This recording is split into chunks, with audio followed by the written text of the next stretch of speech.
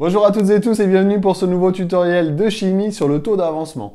Le taux d'avancement, sa définition mathématique est donnée ici, c'est le rapport entre l'avancement final expérimental, XF, et l'avancement final théorique, Xmax, X maximal.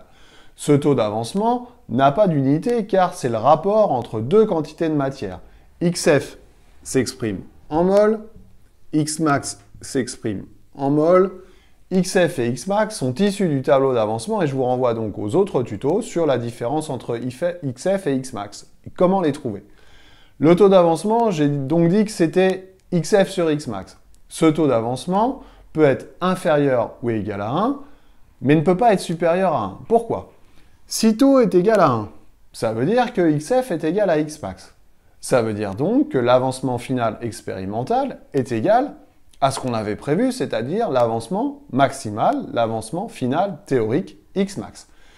Si l'avancement final expérimental est égal à l'avancement final théorique, eh bien, c'est que la transformation est totale, c'est que XF égale Xmax, et donc le taux est égal à 1. À ce moment-là, j'aurai la permission de d'écrire une simple flèche dans l'équation de réaction.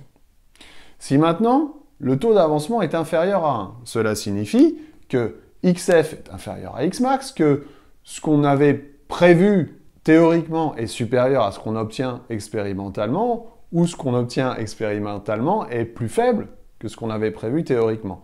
XF est plus petit que Xmax, ça veut dire que XF sur Xmax va être inférieur à 1, le taux d'avancement est inférieur à 1, on dit alors que la transformation est limitée ou partielle. On va donc être obligé d'écrire une double flèche dans l'équation de réaction. Attention, donc ce taux ne peut pas être supérieur à 1 parce que ça voudrait dire que l'avancement expérimental est supérieur à l'avancement théorique, ce qui n'est pas possible. On traduit également parfois ce taux d'avancement par un pourcentage. Un taux d'avancement égal à 1 correspond donc à 100%, ça veut dire que la transformation est totale. Si la transformation est limitée, alors on aura un taux d'avancement qui est inférieur à 100%. Voilà, j'espère que j'ai été clair, je vous dis à bientôt pour d'autres tutos, bye bye.